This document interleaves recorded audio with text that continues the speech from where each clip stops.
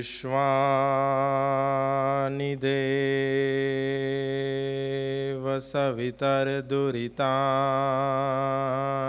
परासुवा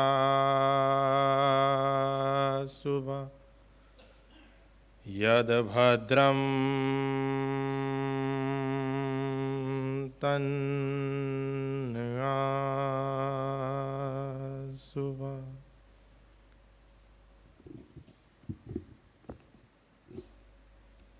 सर्वप्रथम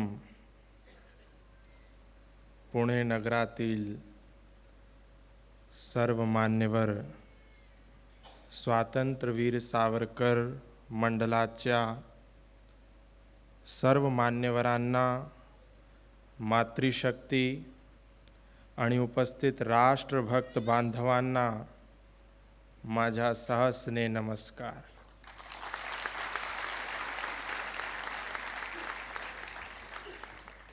छत्रपती शिवाजी महाराजांच्या पवित्र भूमीत येण्याचा मला आज विशेष आनंद होत आहे।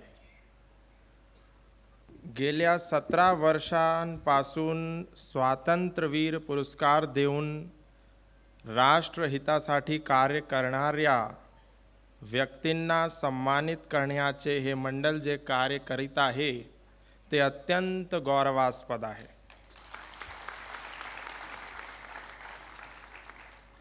हा केवळ पुरस्कार नाही तर राष्ट्र सेवेचा संकल्प अधिक दृढ करणारी प्रेरणा आहे।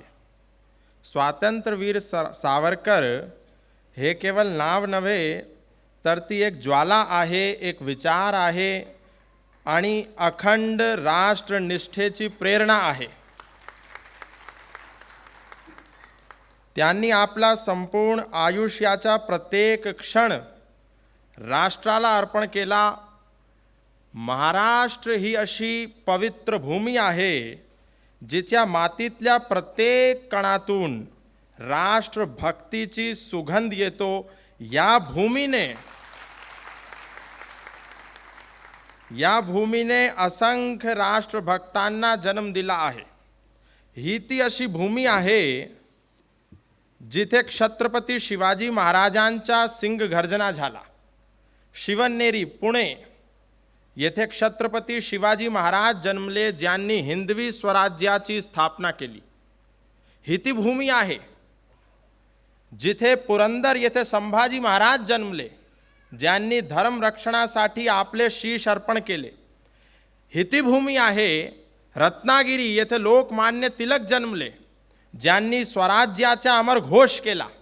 ही ती भूमी आहे भगूर नाशिक येथे सावरकर जन्मले, ज्यांनी क्रांतीची ज्वाला प्रज्वलित केली। ही ती भूमी आहे नागपूर येथे डॉक्टर हेडगेवार जन्मले, ज्यांनी संघटनेच्या माध्यमातून राष्ट्रभक्ती, राष्ट्रशक्ती जागृत केली। ही ती भूमी आहे आळंदी येथे संत ज्ञानेश्वर जन्मले, ज्यांनी अध्यात्माचा दीप प्रज्वलित केला। ही ती भूमी आहे देहू येथे तुकाराम जन्मले, ज्यांनी अभंगाद्वारे समाज जागृत केला। ही ती भूमी आहे नरसी येथे संत नामदेव जन्मले, ज्यांनी भक्तीची धारा प्रवाहित केली। ही ती भूमी आहे जाम येथे समर्थ स्वामी जगद्गुरु रामदास जन्मले, ज्यांनी धर्म आणि शौर्याचा समन्वय घडवला। ही ती भूमी आहे नागपूरच्या भूमीत राष्ट्रीय स्वयंसेवक संघाची स्थापना झाली, ज्यांनी राष्ट्रसेवेचे विराट कार्य उभे केले। ही ती भूमी आहे मुंबईत आर्य समाजाची स्थापना झाली, ज्यांनी वैदिक जागरणाचा शंखनाद केला। रत्नागिरी येथे गोपाल कृष्ण गोखले जन्मले, ज्यांनी समाज सुधारणा आणि राष्ट्रसेवेचा विचार देशभर रुजवला। सांगली परिसरात परमपूज्य प्रातस्मरणीय संभाजीराव भिडे गुरुजी कार्यरत झाले, जे आजही राष्ट्रभाव जागृत ठेवत आहे। मी गडकोट मोहिमेसाठी महाराष्ट्र आतो होलो तेव्हा परम आदरणीय प्रातः स्मरणीय भिडे गुरुजींनी मला प्रेमाने सांगितले, मराठी शिका.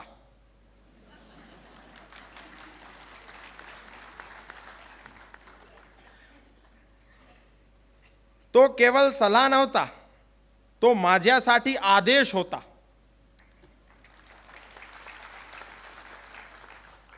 त्या दिवसापासून माझ्या मनात एक भावना दृढ झाली, महाराष्ट्राच्या भूमीत येऊन मराठी ना शिकणे म्हणजे या मातीतल्या संस्कारांना समजणे होय. म्हणूनच मागील 2 महिन्यांपासून मी अत्यंत श्रद्धेने आणि समर्पणाने मराठी भाषेचा अभ्यास करत आहे.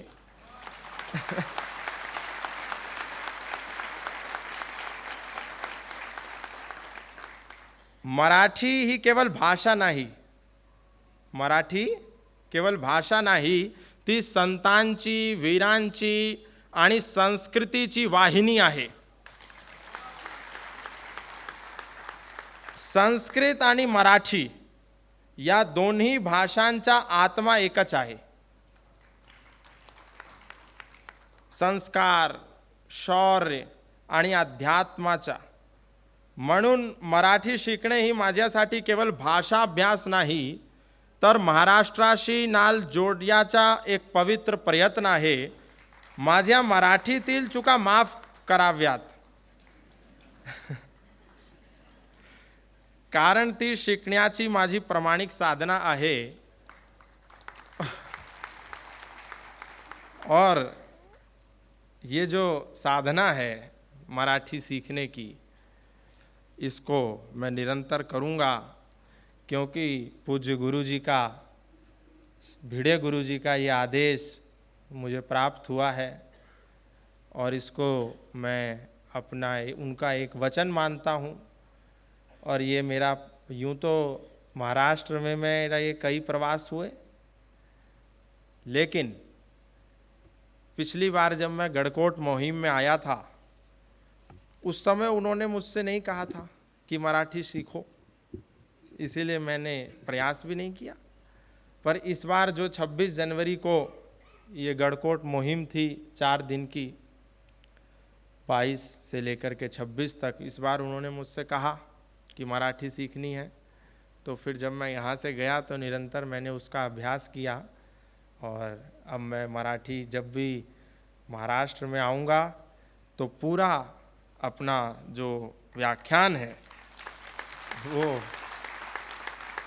मराठी में दूंगा, ऐसा मेरा अभ्यास अभी, क्योंकि अभी तो उसको गुजरे 1 महीना भी नहीं हुआ है, तो कम अभ्यास है अभी, पर धीरे धीरे करना है, ऐसा उनका आदेश है.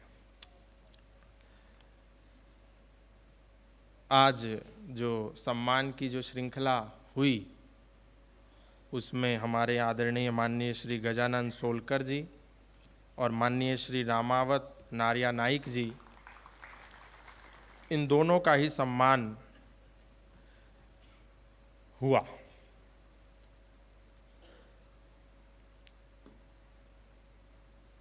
इस समाज में बहुत से लोग देश और दुनिया को एक दिशा देने के लिए कार्य कर रहे हैं. और ये जो संस्थान है, ये पिछले 42-43 वर्षों से निरंतर कार्य कर रहा है. लेकिन जब भी हम सामाजिक संस्थाओं को देखते हैं, तो उन सारी सामाजिक संस्थाओं में, संस्थानों में, ट्रस्टों में, सोसाइटीज़ में एक कॉमन चीज़ हमको नज़र आती है कि जितने भी संस्थान हैं वो जनता के पैसे से चलते हैं, समाज के पैसे से चलते हैं, दान के पैसे से चलते हैं. लेकिन समस्या ये है कि वो जितनी भी सामाजिक संस्थाएं होती हैं, छोटी सामाजिक संस्था होने के बाद बड़ी सामाजिक संस्था भी हो जाती है, उसके बाद भी सारी सामाजिक संस्थाओं का एक ही विचार रहता है, दान दो, दान दो, दान दो, दान दो, दान दो, दान दो, दान दो. अभी ये कार्यक्रम है, दान दो. अभी ये करना है, दान दो. अभी ये कर रहे हैं, दान दो. अभी ये करना है, दान दो. खाली दान देना, लेना, लेना, लेना, लेना. कोई भी सामाजिक संस्थान है, माने दान उनको चाहिए. लेकिन ये सावरकर मंडल मुझे भारत में घूमते घूमते लगभग 20 प्रांतों की यात्रा मैंने करी, अब जाकर के एक संस्था मिली जिसका एक नियोजन ऐसा भी है कि समाज में जो अच्छा कार्य कर रहे हैं उनको कुछ दान दो।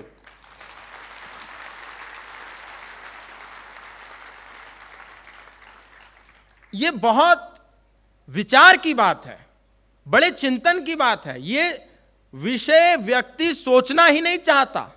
वेद भी कहता है दानम प्रतिग्रहश्चैव ब्राह्मणानाम कल्पयेत।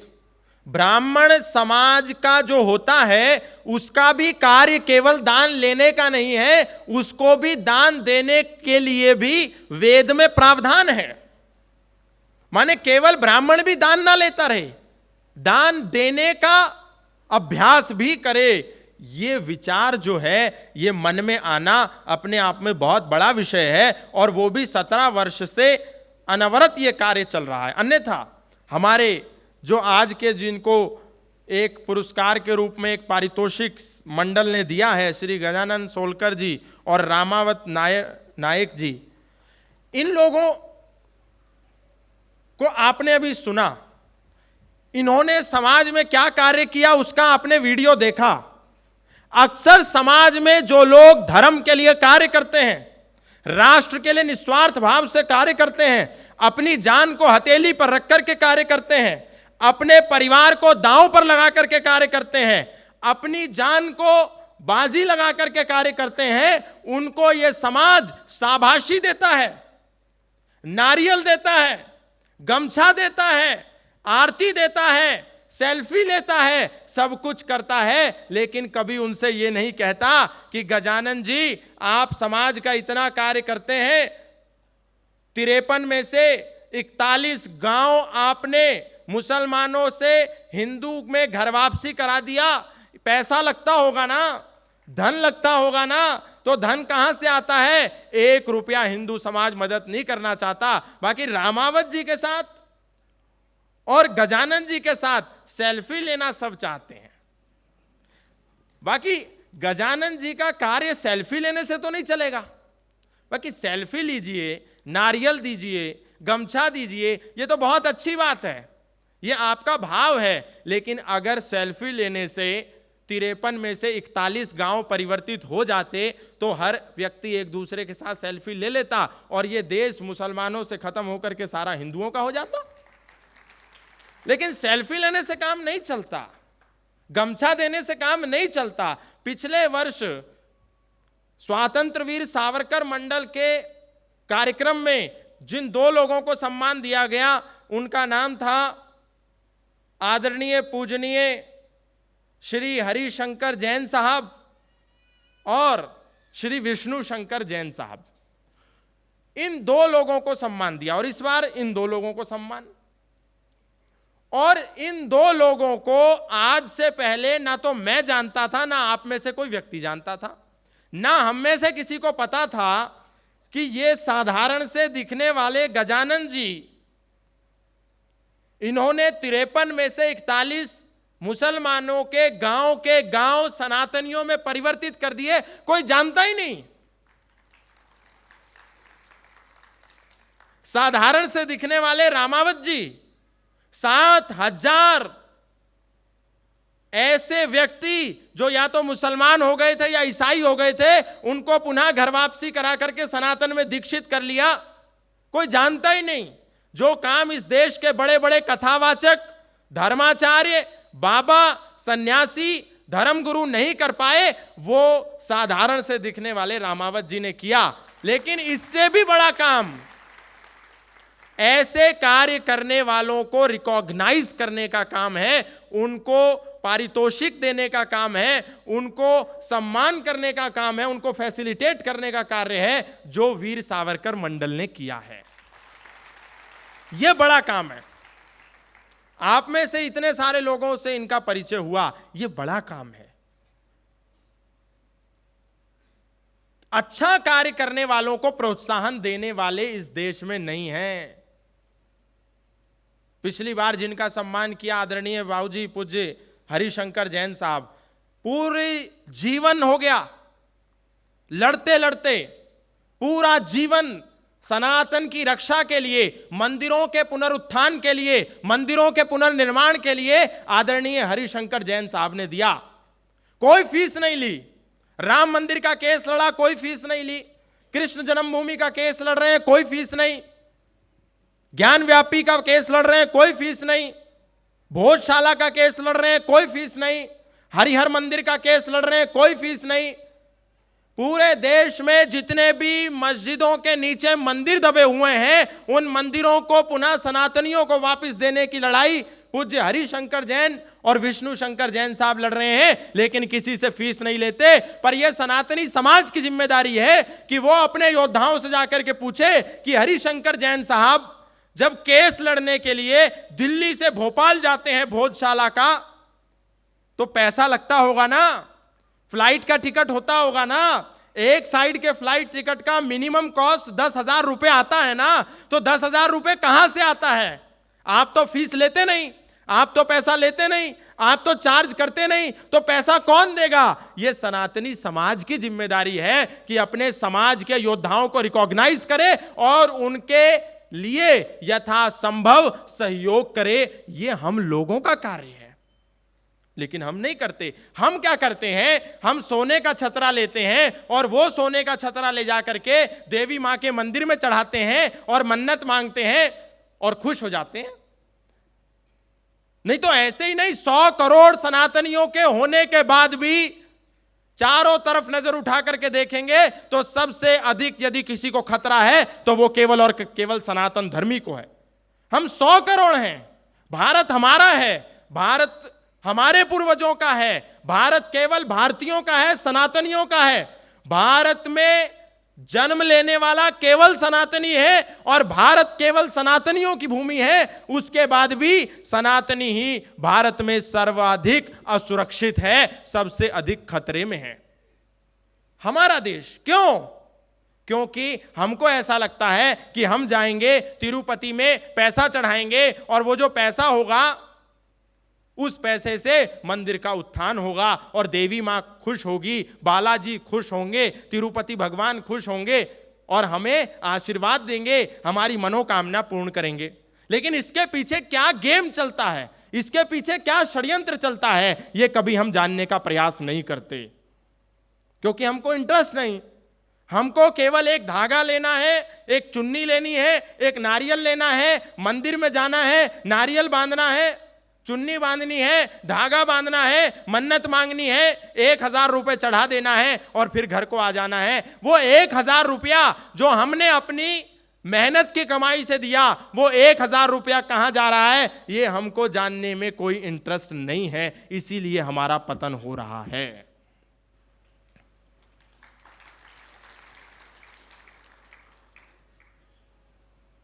$250 करोड़ रुपए का घी तिरुपति बालाजी के मंदिर के लड्डू प्रसाद बनाने के लिए ऑर्डर किया गया। 250 करोड़ रुपए का घी, 63 लाख किलो घी आया 250 करोड़ में। उससे लड्डू का प्रसाद बना। वो लड्डू का प्रसाद सारे हिंदू श्रद्धालु जो तिरुपति के मंदिर में आते थे, राष्ट्रपति से लेकर के, प्रधानमंत्री से लेकर के, मुख्यमंत्री से लेकर के, सांसद, विधायक, मंत्रियों तक, जो भी मंदिर में आया तिरुपति के, उसने वो प्रसाद खाया। और वो 63 लाख किलो जो लड्डू का प्रसाद था, जब जांच हुई तो पता चला उस लड्डू के प्रसाद में नेशनल डेयरी डेवलपमेंट की जो रिपोर्ट में उस घी की टेस्टिंग हुई गुजरात में, तो मालूम चला कि उस घी के अंदर मछली का तेल था, जानवरों की चर्बी थी, टॉयलेट क्लीनिंग में प्रयोग होने वाला जो केमिकल होता है वो उस घी में पाया गया। और हम सोते रह गए, हमको पता ही नहीं। दोनों तरफ से हमारा धर्म भ्रष्ट हो गया। भाई, जो मछली का तेल प्रसाद के रूप में खाएगा, जानवरों की चर्बी खाएगा, टॉयलेट क्लीनर का केमिकल खाएगा, उसका धर्म बचा क्या?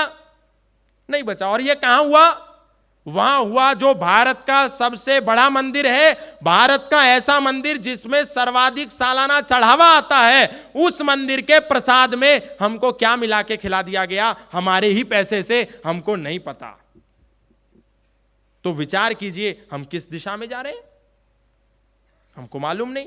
हमारा पैसा, हमने पैसा दिया वैष्णो देवी के अंदर 500 करोड़ रुपए का चंदा, और उस 500 करोड़ रुपया से Vaishno Devi institute of medical excellence का निर्माण हुआ, हिंदू के पैसे से, हिंदू के चंदे से। क्योंकि वैष्णो देवी मंदिर में कोई मुसलमान नहीं जाता, कोई क्रिश्चियन नहीं जाता, कोई वामपंथी नहीं जाता, हिंदू जाता है, इसलिए पैसा भी हिंदू चढ़ाता है। 500 करोड़ रुपए की लागत से Vaishno Devi institute of medical excellence का निर्माण हुआ, 50 एमबीबीएस की सीट निकली, और उस 50 एमबीबीएस की सीट में 41 सीटों पर मुस्लिम बच्चों के एडमिशन हो गए।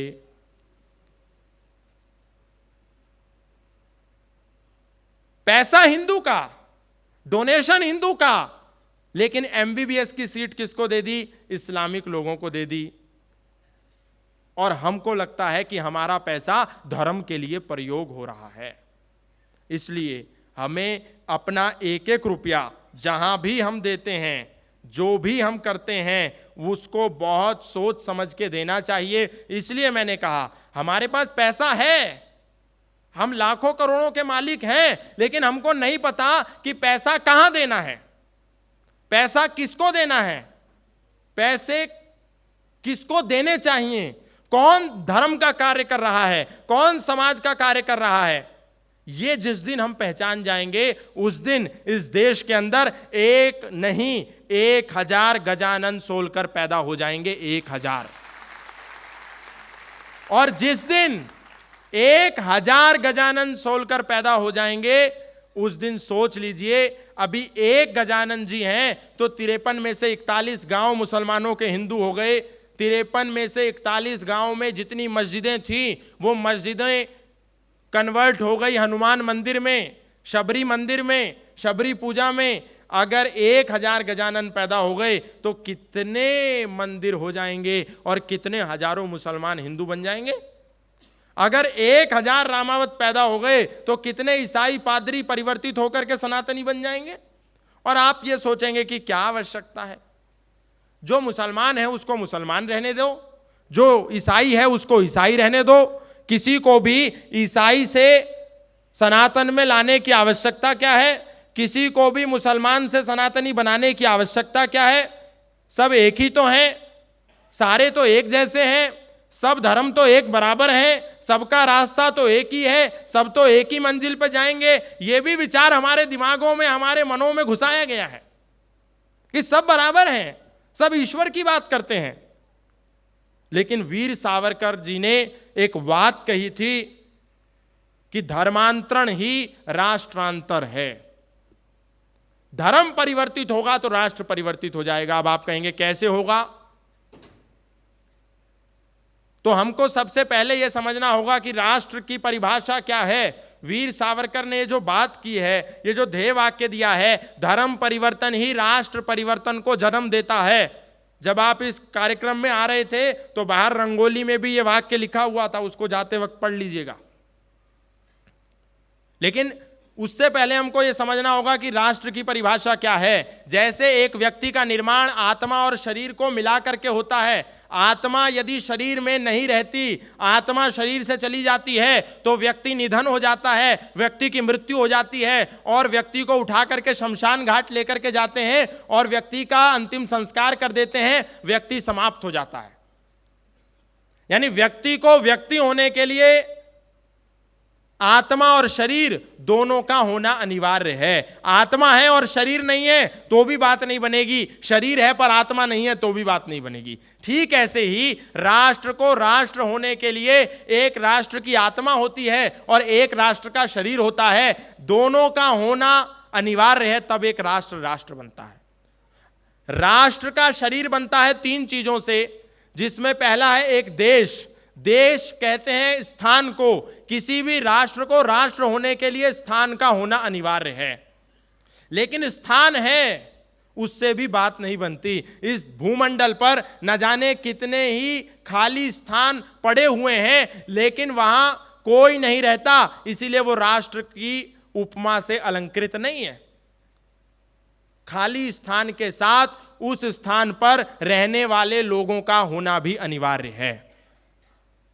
लेकिन स्थान हो और उस पर लोग रहते हो तो भी राष्ट्र राष्ट्र नहीं होता। जो लोग उस स्थान पर रहते हैं उनका मालिकाना हक भी उस स्थान पर होना चाहिए।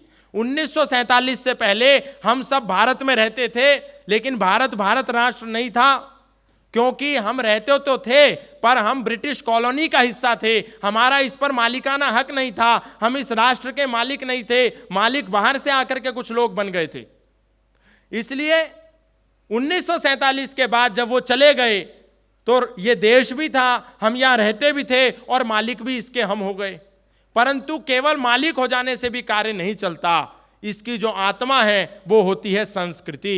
1947 के बाद पाकिस्तान भारत से अलग हो गया, अलग हिस्सा बन गया। लोग भी वही थे, मालिकाना हक भी उनका था, स्थान भी था, लेकिन उनकी संस्कृति परिवर्तित हो जाने से राष्ट्र राष्ट्र नहीं रहा, वो परिवर्तित होकर के इस्लामी राष्ट्र हो गया, पाकिस्तान हो गया। जहां तक 1947 तक जहां पाकिस्तान के सिंध में, कराची में राम का नाम जपा जाता था, मंदिरों में पूजा हुआ करती थी, घंटी बजती थी, शंख बजता था, गदा और चक्र की पूजा होती थी, वहां अब मस्जिदों में नमाज पढ़ी जाने लगी। जहां गुरुकुल चलते थे वहां मदरसों की स्थापना हो गई। जहां लोग भगवत गीता की बात करते थे, धर्म की जय हो, अधर्म का विनाश हो, प्राणियों में सद्भावना हो, विश्व का कल्याण हो, यह नारा जिन मंदिरों में 2 बार गूंजता था, अब उनमें मस्जिद का परिवर्तन हो गया और मस्जिदों से दिन में 5 बार आवाज आने लगी। यानी कि संस्कृति के नष्ट हो जाने से, पूजा पद्धति के नष्ट हो जाने से, वाणी के नष्ट हो जाने से, वेशभूषा के नष्ट हो जाने से, व्यवहार के नष्ट हो जाने से सब कुछ नष्ट हो जाता है। इसलिए संस्कृति को बचाना अत्यंत अनिवार्य है। सावरकर जी ने यही बात कही थी कि धर्मांतरण होगा तो राष्ट्रांतरण हो जाएगा। आज जितने भी लोग पाकिस्तान में रहते हैं, जितनी भी आबादी पाकिस्तान में रहती है, वो हमेशा से मुसलमान नहीं थी, बाद में कन्वर्ट होकर के मुसलमान बनी। भारत में 712 से पहले एक भी व्यक्ति मुसलमान नहीं था, सारे सनातनी थे।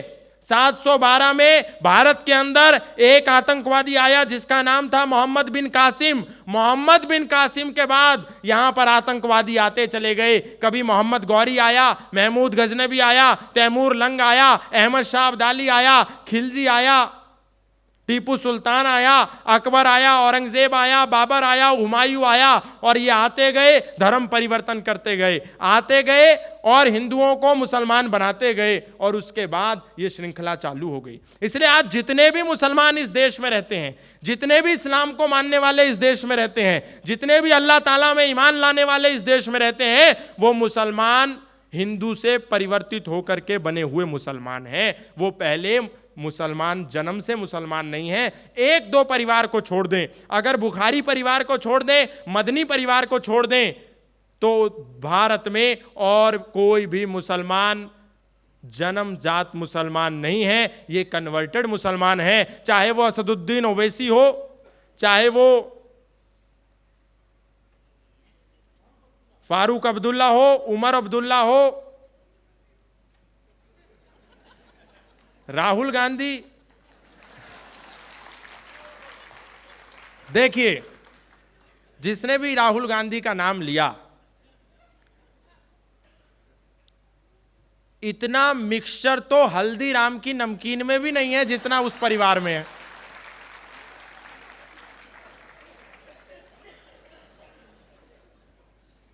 और यह कोई हाइपोथेटिकल और काल्पनिक बात नहीं है। आप उस पीढ़ी को उठा करके देखिए तो आपको पता चलेगा। सबसे पहले पंडित मोतीलाल नेहरू, उसके बाद पंडित जवाहरलाल नेहरू, उसके बाद उनकी बेटी इंदिरा प्रियदर्शनी, उनका विवाह हुआ फिरोज जहांगीर गांधी से नहीं, फिरोज जहांगीर खान से। और फिर उनसे एक पुत्र पैदा हुआ राजीव, दूसरा पुत्र पैदा हुआ संजय। राजीव का विवाह एंटोनिया माइनो से हुआ और फिर उनसे एक पुत्र पैदा हुआ जो आजकल एक बहुत बड़ा वैज्ञानिक भी है पूरे देश में। और इतना मिक्सचर होने के बाद उनकी एक पुत्री प्रियंका और प्रियंका के पति वाड्रा और फिर वाड्रा के पुत्र रेहान, राजीव वाड्रा। माने कितना मिक्सचर है, मुझको तो समझ में आता नहीं है। ये हल्दीराम नमकीन से भी ज्यादा मिक्सचर है। और इतना सारा मिक्सचर होने के बाद भी कितना कॉन्फिडेंस है कि वो लोग कह रहे हैं कि हम कौल ब्राह्मण हैं। अब विषय हमारा कुछ और था, किसी ने चर्चा करी तो विषय कहीं और चला गया। मेरा जो विषय है वो ये है कि जितने भी भारत में इस्लामिक लोग हैं, चाहे वो असदुद्दीन ओवैसी हो, फारूक अब्दुल्ला हो, उमर अब्दुल्ला हो, महबूबा मुफ्ती हो, जो भी हैं, ये सब की पीढ़ियों में अगर हम तहकीकात करेंगे तो पहले सनातनी ही थे, बाद में मुसलमान बन गए, या तो तलवार के आधार पर या भय के आधार पर या और किसी कारण से उनको मुसलमान बना दिया गया। किसी को औरंगजेब ने बनाया, किसी को बाबर ने बनाया, किसी को तैमूर लंग ने बनाया, किसी को टीपू सुल्तान ने बनाया, या फिर किसी को आज वर्तमान में किसी ने बनाया, लेकिन कभी ना कभी इनका कन्वर्जन हुआ। और इसका सबसे बड़ा उदाहरण आप देखिए, मोहम्मद अली जिन्ना स्वयं हिंदू का पुत्र था। उसके पिता, उसके दादा की अगर आप हिस्ट्री पढ़ेंगे तो आपको पता चलेगा, क्योंकि अभी हम लोग ने पढ़ना छोड़ दिया, हम पढ़ना नहीं चाहते। अगर हम किताबों को उठा करके पढ़ें तो हमको पता चलेगा मोहम्मद अली जिन्ना के पिता और उनके जो दादा थे, प्रेमजी भाई ठक्कर और पूंजालाल ठक्कर, वो तो सनातनी थे, हिंदू थे। लेकिन एक हमारे यहां बहुत बड़ी बीमारी है जातिवाद की। हम लोगों ने एक नई बीमारी पैदा कर दी है भेदभाव की, ऊंच नीच की, अगड़े पिछड़े की। ये ऊंचा है, ये नीचा है, ये गोरा है, ये काला है। हालांकि हमारे शास्त्रों में, सनातन ग्रंथों में कहीं भी इसका कोई विधान नहीं है, लेकिन हमारे ही समाज के कुछ लोगों ने ऐसा कर दिया। सब ऐसा नहीं करते, पर कुछ लोग जातिवाद के भेदभाव को बहुत पैदा करते हैं, जिसके लिए पूरा जीवन वीर सावरकर लड़ते रहे। बहुत बड़ा कार्य उन्होंने छुआछूत, अस्पृश्यता और भेदभाव को मिटाने के लिए किया। उसी कारण प्रेमजी भाई ठक्कर और पूंजालाल ठक्कर ने अपना संप्रदाय जो सनातन धर्म में थे उसको छोड़ करके मुसलमान बन गए। सोचिए, अगर सनातन धर्म के लोग अपने समाज में जातिवाद ना करते तो प्रेमजी भाई ठक्कर और पूंजालाल ठक्कर कभी भी हिंदू से मुसलमान ना बनते। अगर वो हिंदू से मुसलमान ना बनते तो जिन्ना भी मुसलमान ना होता, जिन्ना मुसलमान ना होता तो अखिल भारतीय मुस्लिम लीग की स्थापना नहीं होती, अखिल भारतीय मुस्लिम लीग की स्थापना नहीं होती तो द्विराष्ट्र सिद्धांत नहीं होता, द्विराष्ट्र सिद्धांत नहीं होता तो पाकिस्तान का निर्माण नहीं होता। यानी मूल में क्या था? जातिवाद, भेदभाव।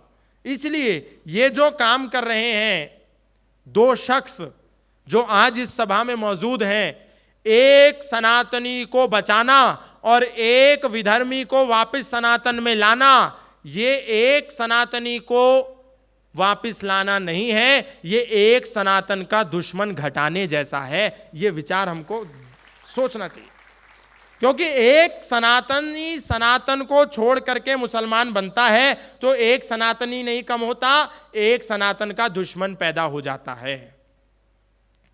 इसलिए एक भी व्यक्ति नहीं ईसाई होना चाहिए, एक भी व्यक्ति मुसलमान नहीं होना चाहिए। हम सब सनातनी हैं, जो चले गए हैं उनको घर वापस लेकर के आना है, उनको पुनः सनातनी बनाना है, ऐसा संकल्प हमको लेना चाहिए।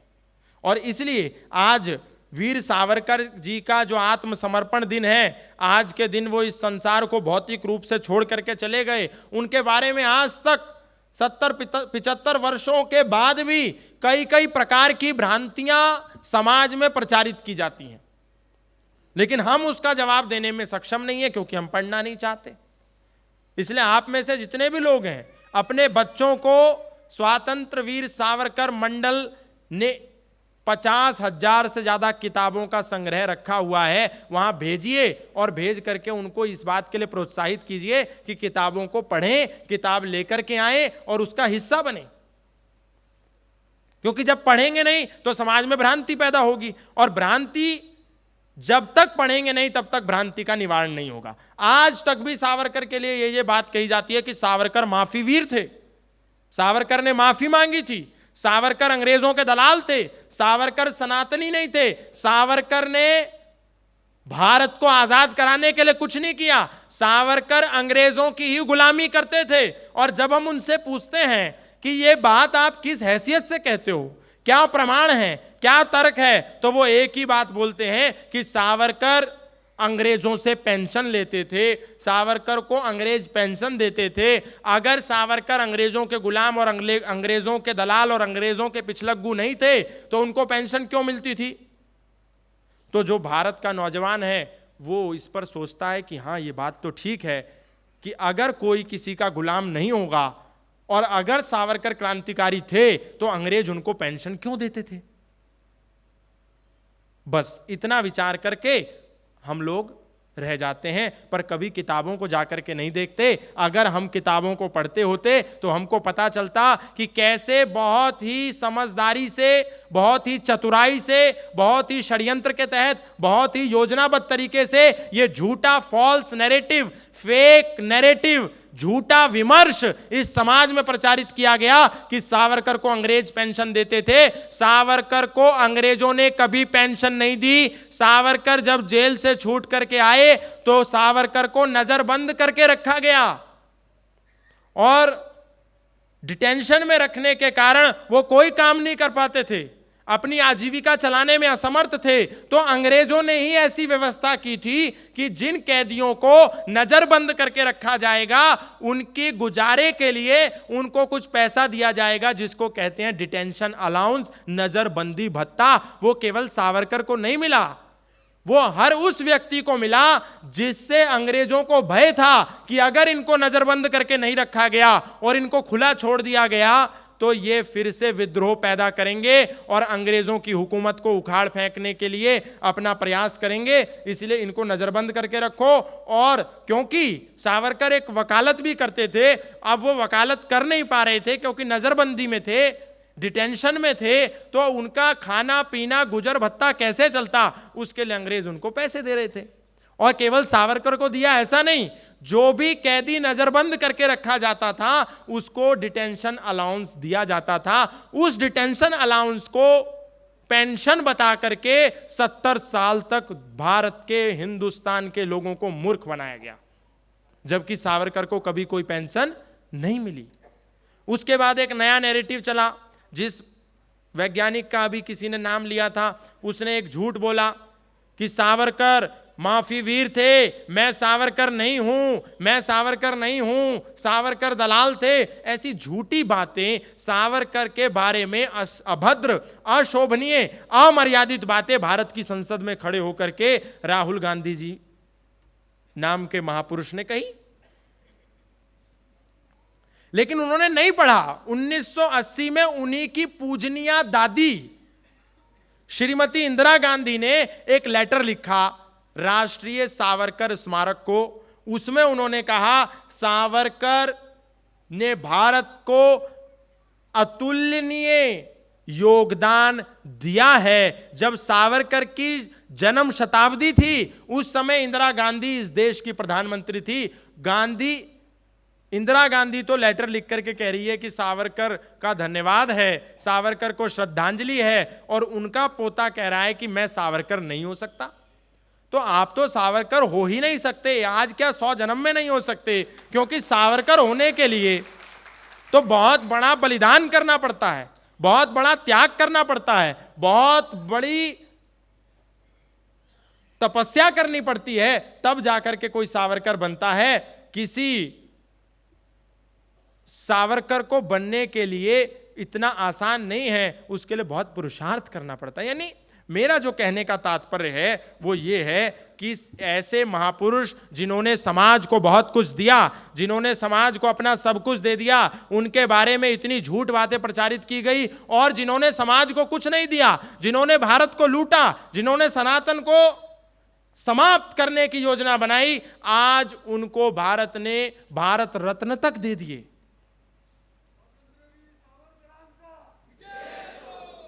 एक नाम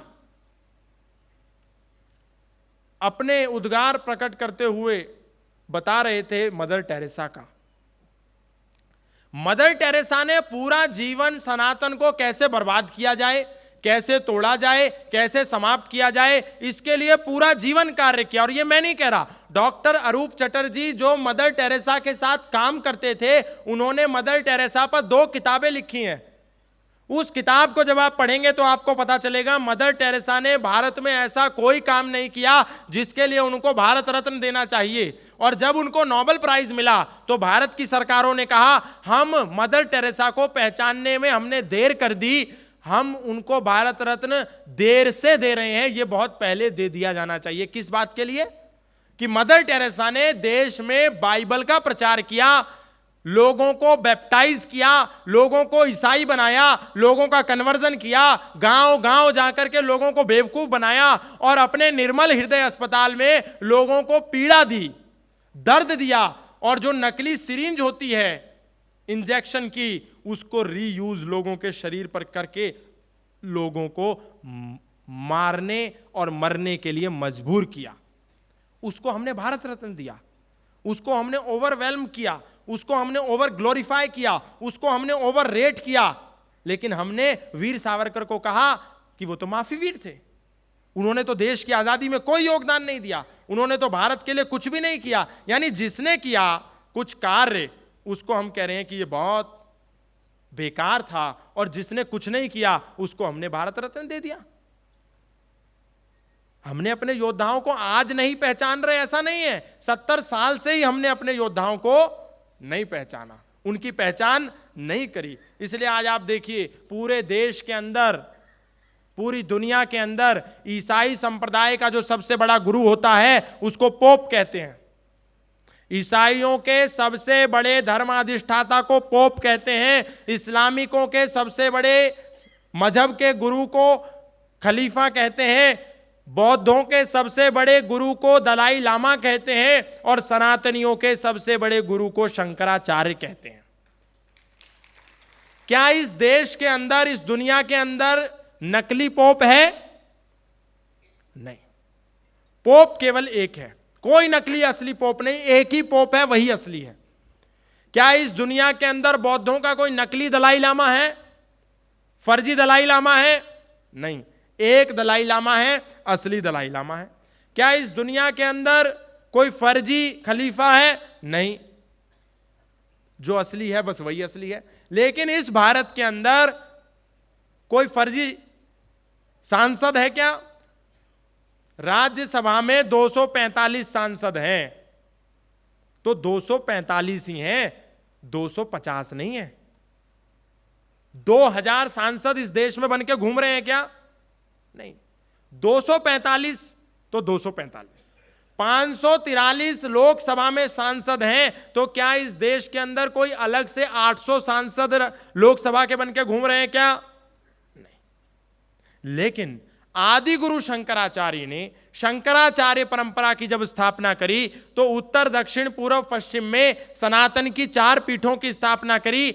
जो एक पीठ हिमालय में बनाई उसका नाम है ज्योतिर्मठ बद्रीनाथ, एक पीठ पुरी में बनाई उसका नाम है पुरी पीठ जगन्नाथपुरी, एक पीठ श्रृंगेरी, और एक पीठ गुजरात में द्वारका। 4 पीठ पर 4 शंकराचार्य। बस एक उत्तर में सनातन का प्रचार करेगा, एक पूर्व में करेगा, एक दक्षिण में करेगा, एक पश्चिम में करेगा। एक ऋग्वेद, एक यजुर्वेद, एक सामवेद, एक अथर्ववेद, 4 केंद्र बनाए। लेकिन दुर्भाग्य देखिए, इस देश के अंदर कोई नकली सांसद नहीं है, इस देश के अंदर कोई नकली राज्यसभा सांसद नहीं है, इस देश के, इस दुनिया के अंदर कोई नकली पोप नहीं है, इस देश और दुनिया के अंदर कोई नकली दलाई लामा नहीं है, लेकिन इस भारत के अंदर जो 4 शंकराचार्य होने चाहिए थे, आज 282 शंकराचार्य बनकर के घूम रहे हैं, नकली शंकराचार्य। इस पर हम लोगों का ध्यान ही नहीं जा रहा। इतनी मिलावट, धर्म के संबंध में भी इतनी मिलावट, संस्कृति के संबंध में इतनी मिलावट, राष्ट्र के संबंध में इतनी मिलावट, कोई चीज हमारी प्योर बची नहीं है। इस देश में गृह मंत्री एक है, शिक्षा मंत्री एक है, वित्त मंत्री एक है, कोई नकली वित्त मंत्री नहीं है, कोई नकली शिक्षा मंत्री नहीं है, कोई नकली स्वास्थ्य मंत्री नहीं है, जो है एक है, असली है। लेकिन इस देश के अंदर 4 शंकराचार्य होने चाहिए थे, 4 नहीं है, 282 हैं, और 282 नकली बनकर के घूम रहे हैं, और हमको कोई मतलब नहीं। इस देश के अंदर नकली कथावाचक घूम रहे हैं, 5 करोड़ रुपया कथा लेकर के करते हैं और बोलते हैं हम राम की कथा करेंगे। मैं कहता हूं 5 करोड़ नहीं, उनको 10 करोड़ लेना चाहिए, इससे हमारी कोई आपत्ति नहीं है। पर राम की कथा के लिए अगर 5 करोड़ लेते हैं तो राम की तो कथा कम से कम सुनाएं। कौन से वाल्मीकि ने रामायण के अंदर अली मौला लिखा है? यह कौन पूछेगा?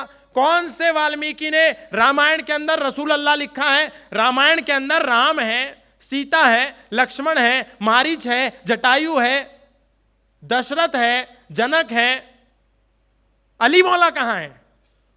या हुसैन कहां है? पूरी रामायण मैंने तो वाल्मीकि की पढ़ी, मुझे कहीं या अली मौला और या अल्लाहू अकबर और या हुसैन देखने को नहीं मिला। लेकिन इस देश के अनेकों ऐसे कथावाचक हैं जो राम की कथा करते हैं, राम की कथा करते करते अली मौला के गीत गाने लगते हैं। हम सब नीचे बैठ करके ताली बजाते हैं और उस पर कभी कोई प्रश्न नहीं करते। कथावाचकों से पूछना चाहिए।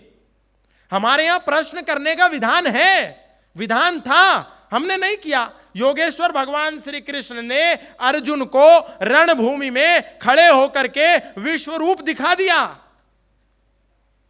अर्जुन को दिखा दिया कि मैं ही भगवान हूं, अर्जुन को दिखा दिया कि मैं तेरे साथ हूं।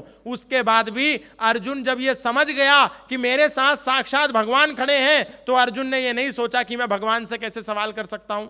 नहीं, विश्व रूप देखने के बाद भी उसने प्रश्न किए और कृष्ण भगवान ने धैर्यपूर्वक हर प्रश्न का उत्तर दिया। यानी जो सनातन है वो प्रश्नों का धर्म है।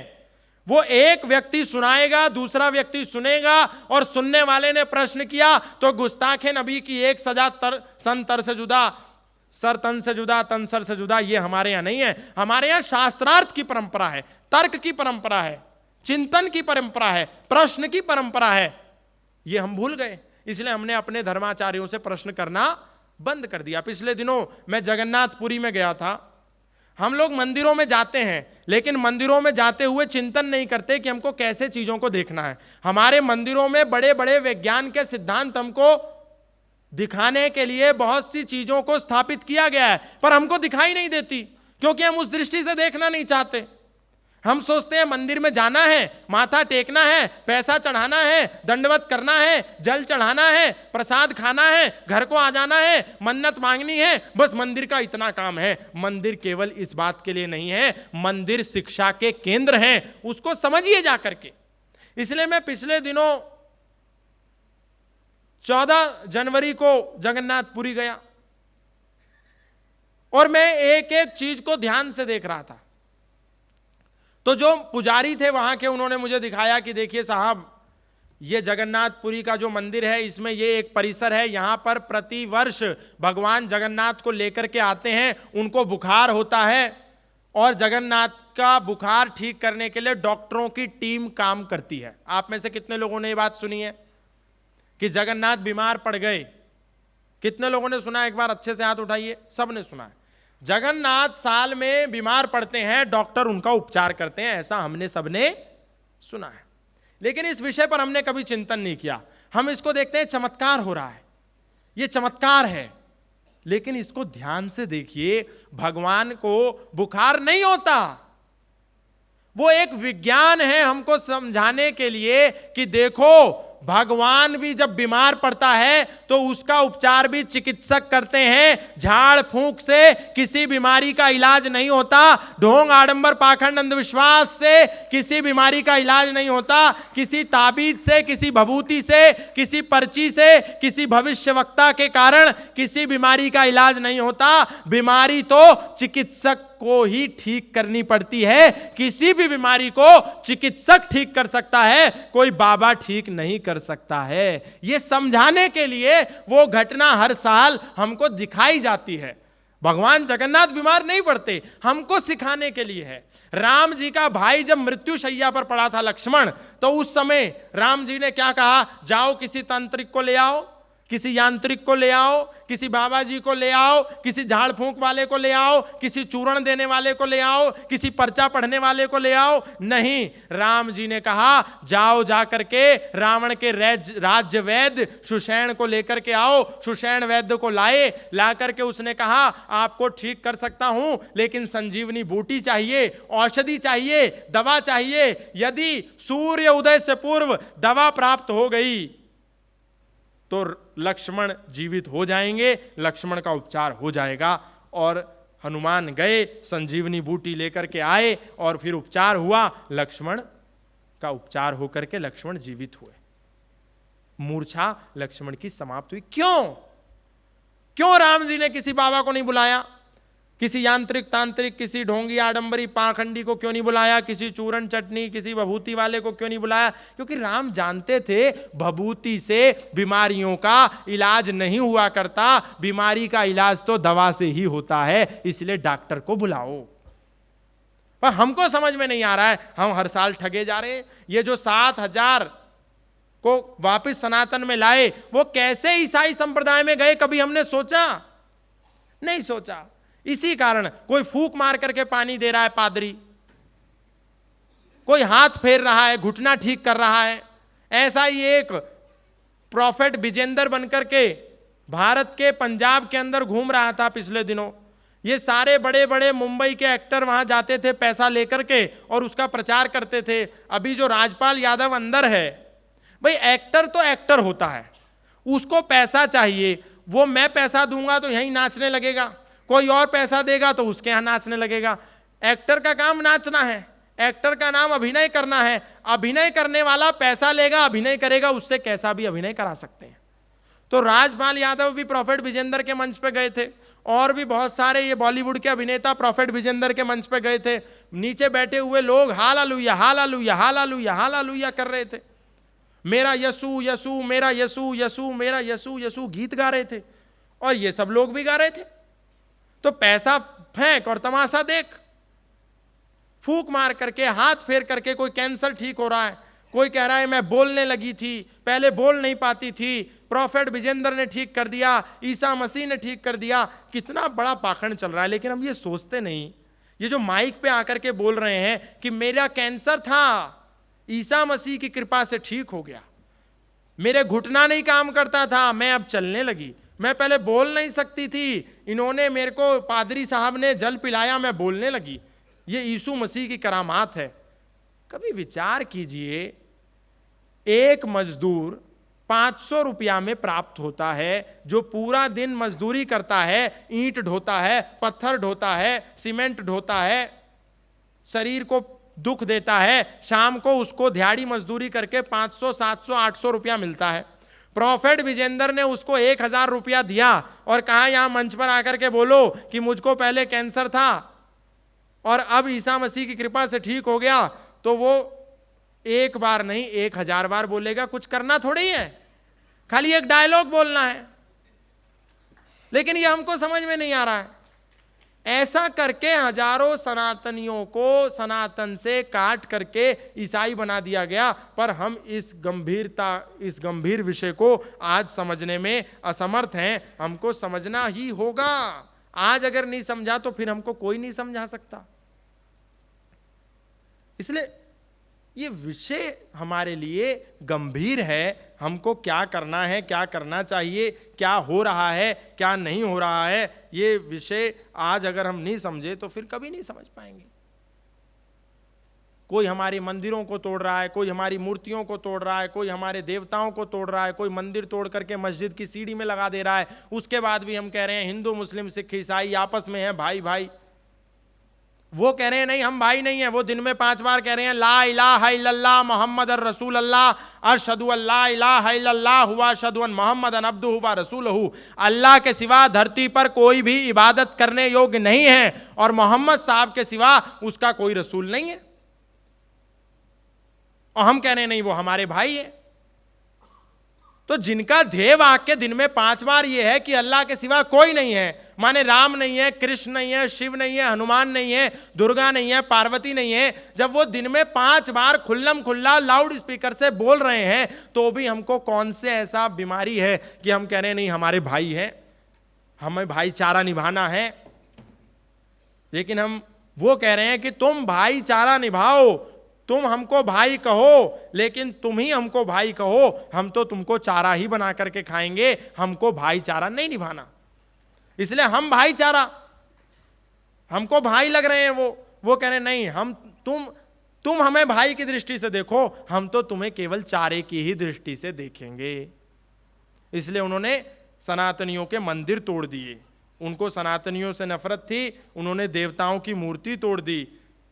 हिंदू मूर्ति की पूजा करता था इसलिए मूर्ति तोड़ी, मंदिर की पूजा करता था मंदिर तोड़ा। लेकिन हिंदू तो सूर्य की भी पूजा करता है। क्या दुनिया के किसी इस्लामिक व्यक्ति में दम है सूर्य को बुझा देने का?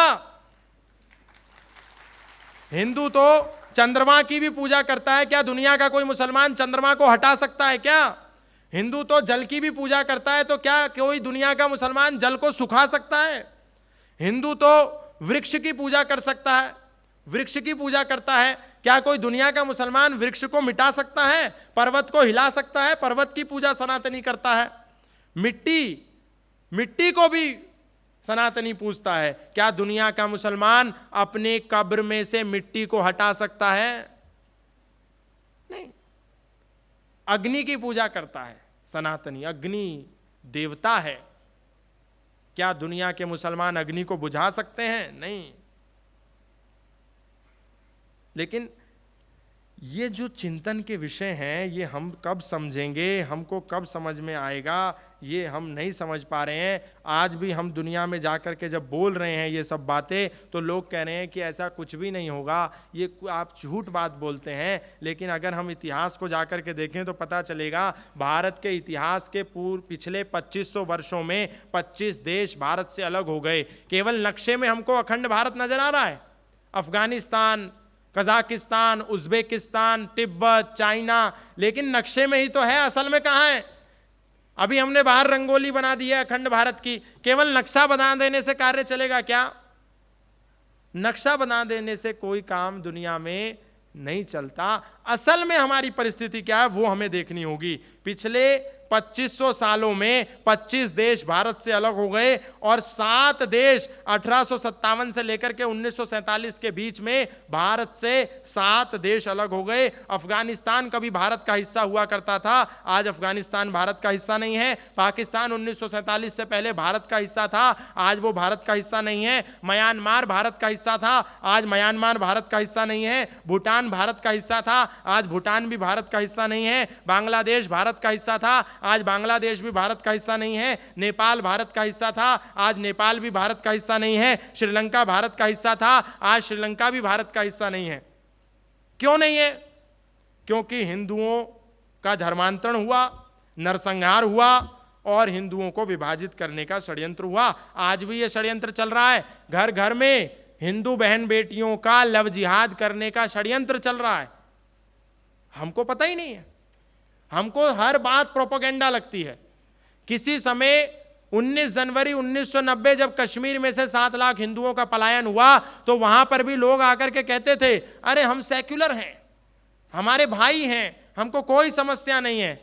लेकिन वहां भी तो यही हुआ। 19 जनवरी 1990 को 7 लाख कश्मीरी हिंदू कश्मीर से भगा दिए। तिलक लगाने वालों के भी होश ठिकाने लगा दिए। मां को काटा, बहन को लूटा, वो चुपचाप खड़े रहे। कोठी बंगले वाले भी राज शिविरों में पड़े रहे। अरे हिंदुओं, बहती सागर से यदि हम पतवार उठा लेते, 7 लाख में से केवल 100 ही हथियार उठा लेते तो पाक का झंडा ना होता इस हिंदुस्तान की धरती पर, और वैदिक धर्म की जय के नारे लगते हिंदुस्तान की धरती पर।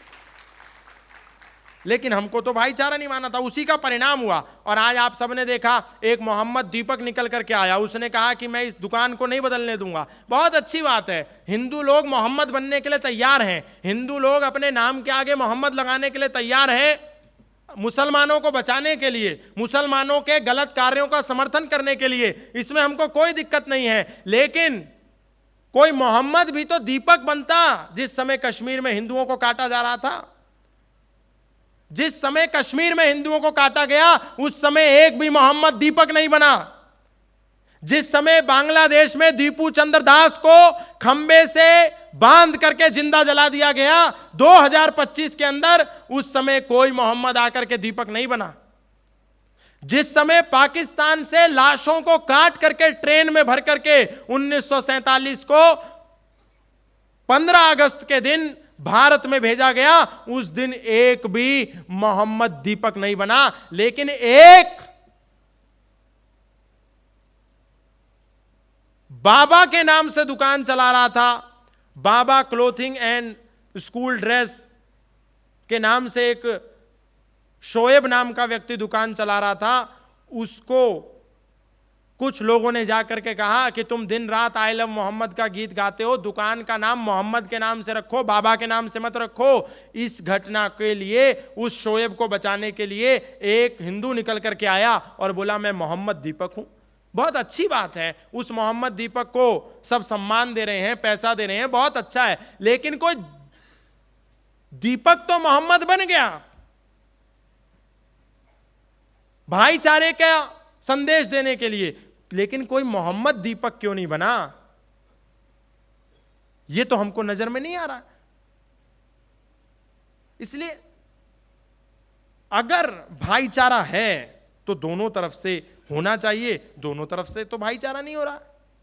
एक ही तरफ से भाईचारा कब तक चलेगा, ये हमको समझ में नहीं आ रहा है। और एक विषय जो मैं बहुत गंभीर आपके सामने रखना चाहता हूं, अभी राम मंदिर भी हमारी आंखों के सामने बन चुका है, राम मंदिर का निर्माण भी हो चुका है। बहुत से आप में से लोगों ने राम मंदिर के दर्शन भी किए होंगे, लेकिन जिस राम मंदिर के लिए इस भारत के बहुत से लोगों ने अपना प्राण दिया, अपनी जान दी, अपना सब कुछ सर्वस्व न्यौछावर कर दिया, लाखों लाख नौजवानों ने अपनी आहुतियां दी, 500 साल का संघर्ष चला, उसका जब निर्माण होने की बात चलती थी, जब कोर्ट में मुकदमा होता था, तो एक ही बात बार बार कही जाती थी कि राम मंदिर बनाने की क्या जरूरत है, वहां पर अस्पताल बना दो, वहां पर स्कूल बना दो, वहां पर विश्वविद्यालय बना दो, शांति की बात करो। और ये एक वर्ग के द्वारा ज्यादा कहा जाता था, एक पार्टी के द्वारा ही ये प्रश्न उठाया जाता था, लेकिन कभी उन्होंने अपने गिरेबान में झांक करके नहीं देखा। 45 एकड़ की भूमि दिल्ली के अंदर शांति स्थल के नाम से इंदिरा गांधी की समाधि है, 45 एकड़। उस 45 एकड़ में केवल इंदिरा गांधी एक भारत की पूर्व प्रधानमंत्री की समाधि है। क्या वहां पर कोई विश्वविद्यालय नहीं बनना चाहिए था? वहां विश्वविद्यालय बने ऐसी पेशकश किसी ने नहीं करी, वहां अस्पताल बने ऐसी पेशकश किसी ने नहीं करी। लेकिन छोटी सी भूमि पर राम मंदिर बनने की बात हुई, 500 साल से जो लंबित था, उसकी जब बात हुई तो कहा कि वहां चिकित्सालय बना दो, वहां विश्वविद्यालय बना दो, वहां स्कूल बना दो, वहां अस्पताल बना दो। लेकिन 45 एकड़ में शांति स्थल इंदिरा गांधी की समाधि, वहां पर कोई अस्पताल नहीं।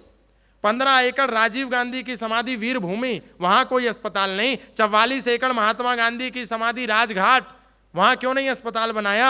52 एकड़ नेहरू की समाधि शांतिवन, वहां कोई अस्पताल नहीं बनाया। 19 एकड़ जगजीवन राम की समाधि, वहां कोई कॉलेज, वहां कोई स्कूल, वहां कोई हॉस्पिटल नहीं बनाया। भारत के 10 राजनेता जो एक ही परिवार से संबंध रखते हैं, 221 एकड़ की भूमि दिल्ली के अंदर घेरे पड़े हैं, लेकिन वहां कोई अस्पताल नहीं, कोई स्कूल नहीं। छोटी सी भूमि पर राम मंदिर इतने संघर्ष के बाद बना, तो एक ही बात बार बार कही कि स्कूल बना दो। इसका उत्तर हमको हमारे पास नहीं होगा जब तक, तब तक ये झूठी बातें चलती रहेंगी और हमको मूर्ख बनाता ये समाज रहेगा और हम इस पर कोई भी सवाल नहीं कर पाएंगे। इसलिए सजगता से, तटस्थता से हमको हर प्रश्न का, हर विचार का उत्तर देना पड़ेगा और उसके लिए हमको पढ़ना पड़ेगा। बिना पढ़े कुछ भी नहीं होगा, क्योंकि हम पढ़ते नहीं। इसीलिए समाज में लोग कहते हैं देखो हिंदुओं में तो बहुत जातिवाद है, हिंदुओं में तो बहुत भेदभाव है, हिंदू में तो शूद्रों को अधिकार नहीं है, हिंदुओं में तो शूद्रों को अछूत माना जाता है।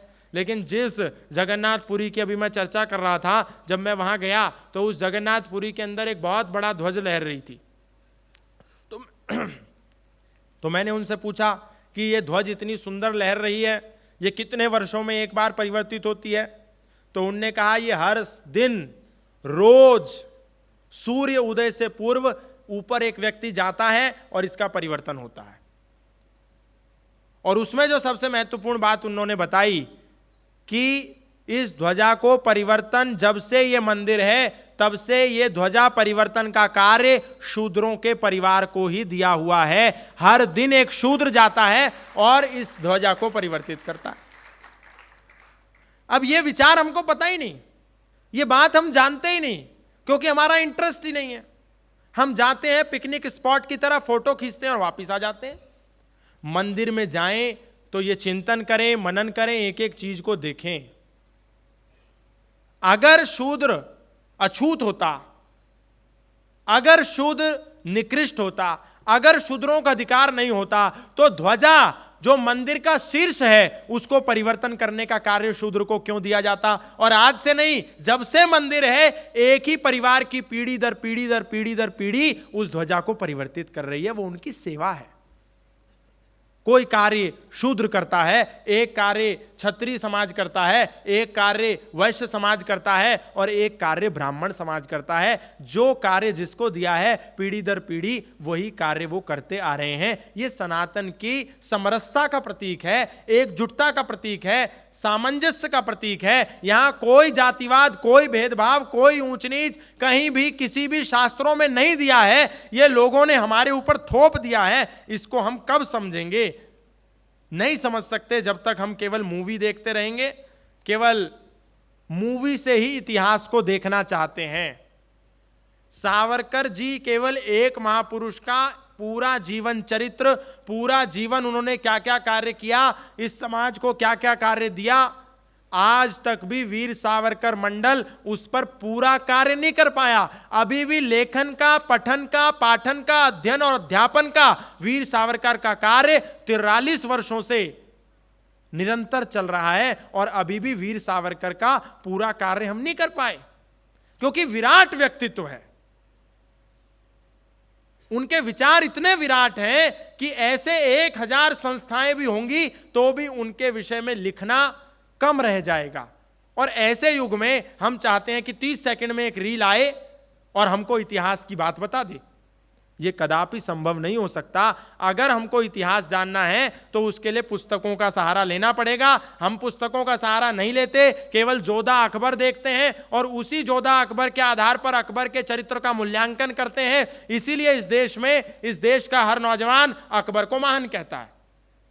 जोधा अकबर देख करके जो अकबर को समझना चाहेगा वो समझेगा कि अकबर महान था, लेकिन जोधा अकबर जो सीरियल है वो अकबर का सही चरित्र हमको नहीं दिखाएगा। हमको अकबर का सही चरित्र देखने के लिए अकबरनामा पढ़ना पड़ेगा। जब हम अकबरनामा पढ़ेंगे तो हमको पता चलेगा कि 1568 में चित्तौड़ जीतने के बाद अकबर ने 30,000 महिलाओं, बच्चों और पुरुषों का कत्ल कर दिया। यह कभी हमको जोधा अकबर में बताया गया? कभी नहीं। उसमें उसको इतना ग्लोरीफाई किया गया। मेवाड़ में, नगरकोट में, बनारस में जितने मंदिर थे उन सबको जीतने के बाद अकबर ने उन सारे मंदिरों को तोड़ दिया। वहां के लोगों को इस्लाम कबूल कराया, 60% जजिया टैक्स लगाया, धोती पर, तिलक पर, जनेऊ पर भी टैक्स लगा दिया।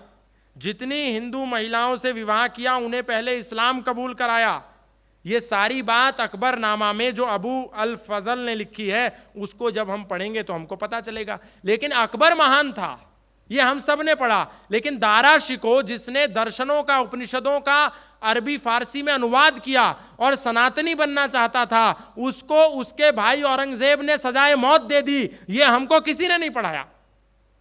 अकबर महान था ये हमको बताया।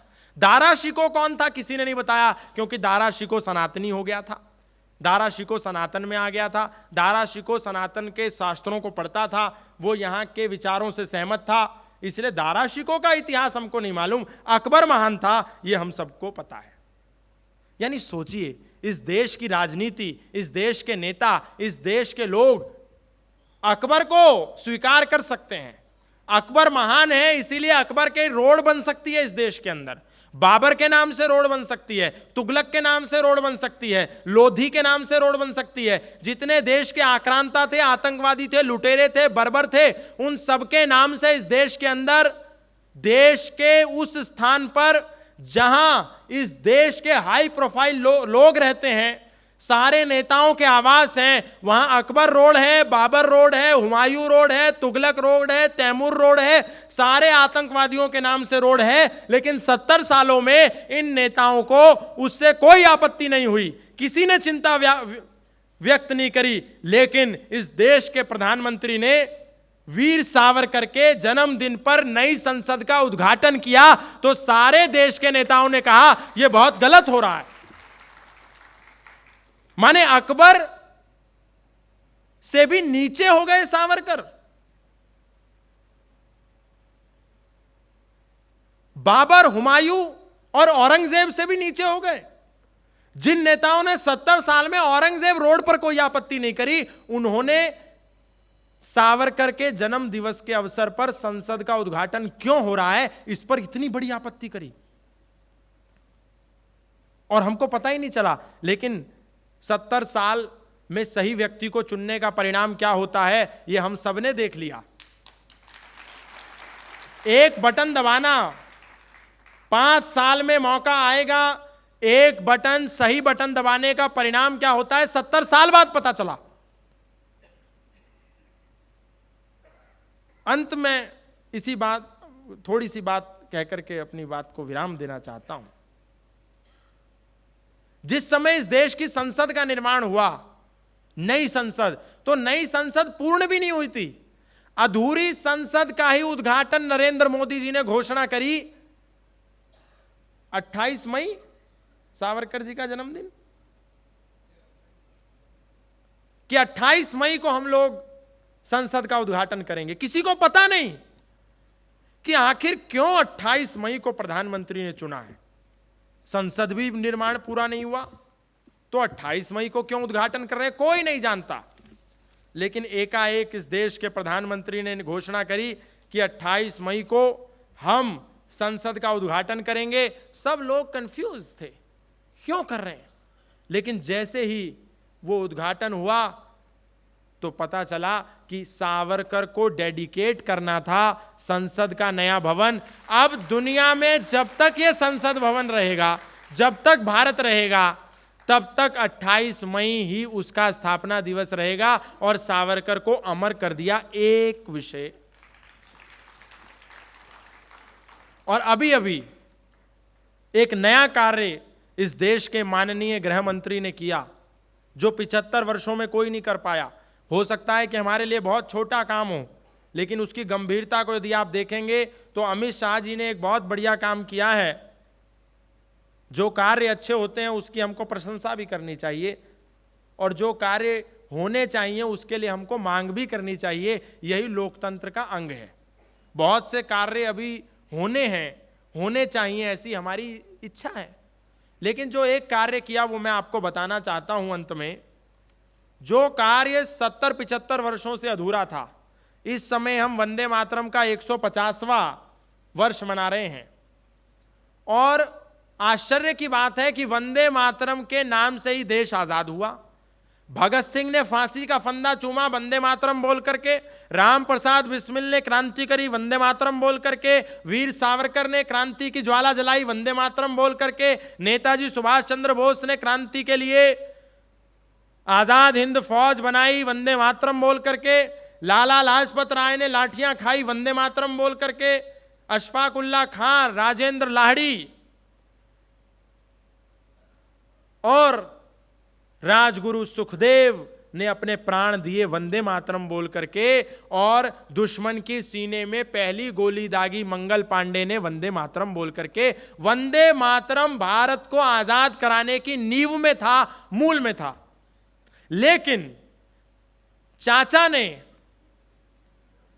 एक समुदाय को खुश करने के लिए कहा कि वंदे मातरम में दुर्गा का नाम है, सरस्वती का नाम है, पार्वती का नाम है, माता का नाम है, देवी का नाम है, इसलिए इस वंदे मातरम से एक समुदाय को आपत्ति है, इसलिए हम वंदे मातरम को पूरा लागू नहीं कर सकते, राष्ट्रगान के रूप में लागू नहीं कर सकते, प्रोटोकॉल का हिस्सा नहीं बना सकते, 6 के 6 छंद इसके सम्मिलित नहीं कर सकते, इसलिए इसको दूसरे पायदान पर रखो।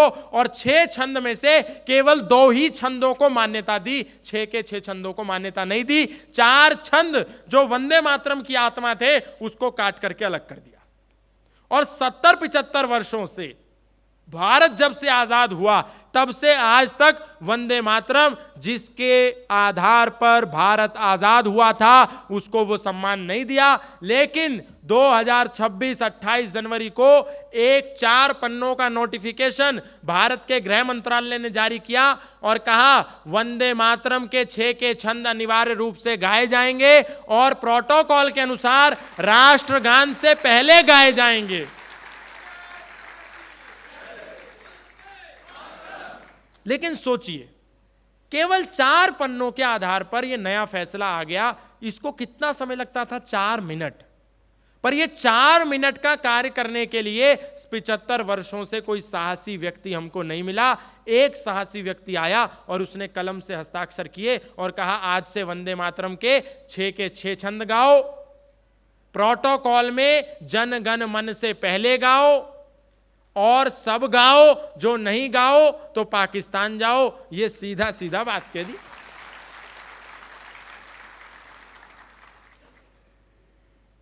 इसलिए सही व्यक्ति, सही इतिहास, सही विचार, सही संस्थान, जहां भी हम हैं, जो भी करते हैं, जो भी सही काम करता हुआ हमको दिखे, हमें उसे अपनी आय से कुछ अंश दे देना चाहिए ताकि समाज में इस तरह के लोगों का सम्मान होता रहे और ये प्रोत्साहन का काम आगे बढ़ता रहे। जब मुसलमान लोग इस देश के अंदर 15-20% होने के बाद 500 करोड़ रुपए का एक छांगुर उर्फ जलालुद्दीन मोहम्मद तैयार कर सकते हैं लव जिहाद के लिए, तो क्या हम इतने 100 करोड़ सनातनी मिलकर के जो सनातन का काम कर रहे हैं उनको बैकएंड से फंडिंग देने के लिए, उनको मजबूत करने के लिए 2-2 रुपया भी इकट्ठा नहीं कर सकते? क्या कर सकते हैं, लेकिन हम करना नहीं चाहते, हमारी नीयत में नहीं है। हमारी शादी होती है, हम बच्चों की शादी करते हैं, डीजे बजाते हैं, पूरा पैसा देते हैं, दारू पिलाते हैं, पूरा पैसा देते हैं, हल्दी लगवाते हैं, पूरा पैसा देते हैं, मेहंदी लगाते हैं, पूरा पैसा देते हैं, कॉकटेल करते हैं, पूरा पैसा देते हैं, मॉकटेल करते हैं, पूरा पैसा देते हैं, बैचलर पार्टी करते हैं, खूब पैसा लुटाते हैं, कोई कंजूसी नहीं करते, कैमरामैन बुलाते हैं, पूरा पैसा देते हैं, कोई कंजूसी नहीं करते। एकाएक पंडित जी आता है, फेरे पड़ता है और उसके कान में कहते हैं थोड़ा इस बार दक्षिणा कम ही लीजिए और जल्दी जल्दी कीजिए। माने कैमरे में फोटो खिंचाई तो पूरा समय दिया, कोई कैमरे वाले को नहीं कहा जल्दी करो। उसने 10 बार पोज चेंज करवाए, दूल्हा दुल्हन ने 25 बार पोज चेंज किए, पर बोला फोटो बढ़िया से आना चाहिए। डांस किया तो डीजे वाले को बोला बहुत तेज से बजा, बहुत देर तक बजा, और अगर गलती से 10 बजे डीजे वाला डीजे बंद कर दे तो उसको कहते हैं अभी तो 10 ही बजे, तुमने इतनी जल्दी डीजे बंद कर दिया। पर जैसे ही पंडित फेरे के लिए बैठता है तो सारे लोग उस पर प्रेशर बनाते हैं, थोड़ा जल्दी करो, जो 4 घंटे में विवाह होना चाहिए वो आधे घंटे में पंडित से करवा लेते हैं। पंडित जी भी दबाव में आकर के जल्दी करते हैं और इतना जल्दी करते हैं कि 6 महीने बाद ही लड़की अपने घर और लड़का अपने घर। तो मूल संस्कार जब विकृत होगा तो फिर विवाह तो सफल होना ही नहीं है। इसीलिए हमारा विवाह जो चल रहा है अभी वो सब धांधली हो गई। पहले डिवोर्स नहीं होता था, सनातन में हिंदी साहित्य में तलाक जो शब्द है वो हिंदी साहित्य का नहीं है, उर्दू साहित्य का है। डाइवोर्स जो शब्द है वो अंग्रेजी साहित्य का है। हिंदी साहित्य के अंदर, हिंदी भाषा के अंदर, संस्कृत भाषा के अंदर दो लोगों के लिए पति और पत्नी जब विच्छेदित होंगे, ऐसा कोई प्रावधान नहीं है, ऐसा कोई शब्द नहीं है। इसीलिए हमारे यहां राम और सीता का कभी विच्छेद नहीं हुआ। झूठ बोल करके ये झूठ प्रचारित जरूर किया गया कि अग्नि परीक्षा थी, उसको भगा दिया, वो अलग हो गए, कभी अलग नहीं हुआ। ये फॉल्स नैरेटिव है, झूठ बात है, क्योंकि हमने रामायण को केवल टीवी सीरियल में देखा है, इसलिए हमको लगता है कि सीता और राम में विवाद हो गया था और सीता वनों को चली गई थी। ऐसा कभी भी नहीं हुआ, ये झूठ है।